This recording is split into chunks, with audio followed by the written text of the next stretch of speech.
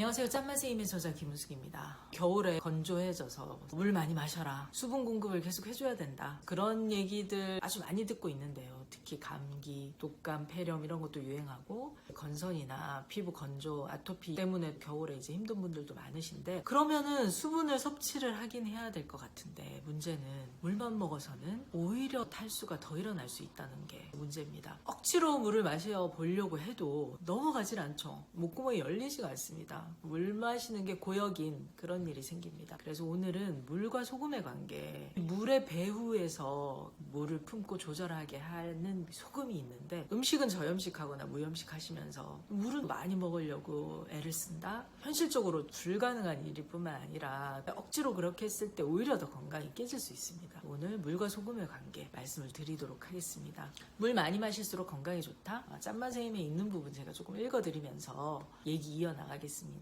물은 우리 몸의 70% 차지하면서 온갖 소화액과 호르몬, 진액을 만들어낼 뿐 아니라 혈액의 원료죠. 체액의 주성분이고요. 또한 섭취한 음식물을 잘 녹여서 흡수하도록 돕고 몸 구석구석까지 영양분을 실어 나르면서 순환을 시킵니다. 땀으로 체온 조절하고요. 산소를 공급하고 노폐물은 빼내고 항상성을 유지하죠. 지구상의 그 어떤 생명체도 물 없이는 생존이 불가합니다. 빛 없이 사는 생물들은 발견이 됐는데 물 없이 살 수 있는 생명체는 지구상에 없습니다.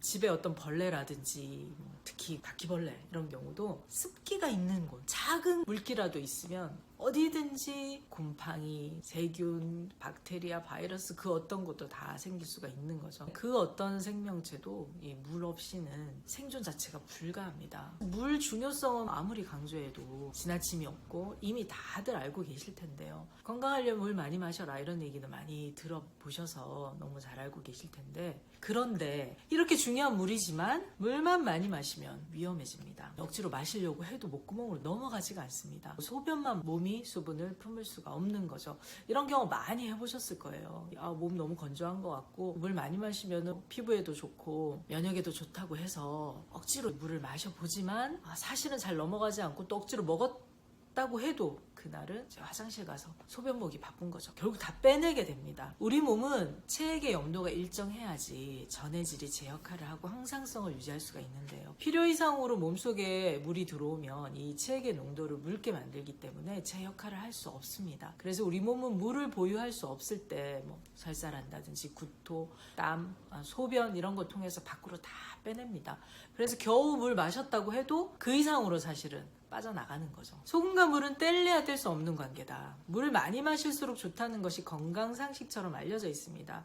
세계보건기구 하루 1.5리터 8잔 이상 물 마시라고 권장하고 있고요. 물 역시 다른 모든 것과 마찬가지로 이 섭취 권장량만큼 꼭 마셔야 되는 건 아니죠. 몸이 원하는 대로 따르면 되긴 합니다. 그런데 물이 먹히지도 않는데 의식적으로 많이 마시려고 애쓰는 사람 많습니다. 세계보건기구의 물 권장량이 1.5리터인데 소금 권장량은 5g이거든요. 우리 몸의 혈중 농도는 0.9%에서 1% 정도 됩니다. 그래서 이걸 두고 단순히 비교를 해도 사실은 농도가 잘 맞지가 않는 거고요. 1.5리터 기준이면은 0.9% 정도 되려면 12.5g, 최소 10g 이상은 먹어야 염도가 자연스럽게 맞아지는데 물은 1.5리터, 2리터 드세요 하면서 소금은 5g 이상 먹으면 안 된다 라고 했던 게 지금까지 이 세계보건기구나 또 많은 의사들, 전문가들이 권장하고 있는 내용입니다. 이게 앞뒤가 좀 안 맞는 내용이죠. 저염식, 무염식 하시는데 거기다가 물까지 많이 먹는다? 그러면은 우리 몸은 체액의 염도를 맞추느라고 이뇨작용을 통해서 수분을 계속 배출하게 됩니다. 물 많이 마셨더니 화장실만 자주 가더라는 상황이 되는 것이죠. 물과 소금이 부족한 상태에서 우리가 커피, 녹차, 과일즙들, 주스 이런 거 많이 마셔도 이뇨가 심해질 수 있습니다. 이런 경우는 물을 아무리 많이 마신다고 해도 몸에서 보유할 수가 없어서 결국은 만성적인 탈수 상태가 되는 거죠. 수분 있는 거 많이 먹기는 먹는데 오히려 내적으로는 탈수가 일어날 수 있는 그런 아이러니한 상황이 될 수 있습니다. 자, 심지어 이 물만 많이 마셨을 때 사망하는 그런 사례도 있는데요. 2002년 보스턴 마라톤 대회에 출전했던 선수가 저나트륨 혈중으로 사망한 사례 있습니다. 이 사건이 있은 뒤에 주최 측은 음수대 공급 간격을 더 늘려서 물 섭취를 줄이도록 했죠. 그리고 2007년에는 미국 캘리포니아에서 한 여성이 물 마시고 소변 참기, 이름만 들어도 엽기적인데요. 이런 엽기적인 게임에 출전했다가 사망한 사례가 또 있습니다. 그 여성은 3시간 동안 화장실에 가지 않고 15분마다 제공되는 물 계속 소변을 참으면서 마셨는데요. 게임이 끝난 직후 쓰러져서 사망을 했다고 합니다. 억지로 소변을 참으면서 물만 계속 먹으면 우리 몸에 염도와 전해질 균형이 깨지면서 쇼크, 이제 사망까지 심각한 상황이 되는 거죠. 이처럼 염분 없는 물 섭취 아주 위험하고요. 운동 중에서 과도한 수분 섭취는 수독증, 저나트륨 혈증까지 불러올 수 있습니다. 체액의 나트륨 농도가 낮아지면 심장이 뛰도록 신경 전달을 하지 못하죠. 연세 많으신 부모님들 중에 고혈압, 당뇨 여러 가지 지병이 있으셔서 그때부터 무염식 싱겁게 드시고 저염식 하시고 그게 시간이 오래되면 어느 날 쓰러지신다든지 극심한 변비로 고생하시거나 어지러워서 소화가 안 된다든지 이렇게 해서 병원 가서 검사 받아보시면 나트륨 부족이라고, 저나트륨 혈증이라고 진단받는 분들도 계십니다. 그러면 그때서야 자녀분들이나 주변에서 했던 소금 좀 드세요, 짭짤하게 드셔도 됩니다 했던 게 그때서야 들리시는 거죠. 병원에서 의사가 얘기를 해주니까 전문가가 말을 해주는구나 하고 그때서야 소금 드시는 분들도 계십니다. 그러지 마시고, 나트륨이 지나쳐서 생기는 나트륨 과다도 문제지만 사실 우리 몸의 입장에서 더 위험한 건 저나트륨 혈증, 소금이 부족해서 생명이 위태로워질 수 있는 그런 상황까지 갈 수 있습니다. 체액의 나트륨 농도가 낮아지면 심장이 뛰도록 신경 전달하지 못하는데요. 체액 속의 전해질 불균형으로 심장 부정맥이 생기는 등 위태로운 순간 맞이할 수 있습니다. 정신이 혼미해지고 무기력해지더니 근육 경련, 발작, 마비가 오고 혼수 상태 빠졌다가 사망에 이를 만큼 치명적인 결과도 생길 수 있는데요. 평소에 당기지 않는데 이 건강이나 미용을 위해서 물이나 차를 억지로 마시면 몸에서 소화액이 묽어지고 또 몸이 냉해지고 무거워집니다. 저염식하면서 물 지나치게 많이 먹는 거 문제될 수 있습니다.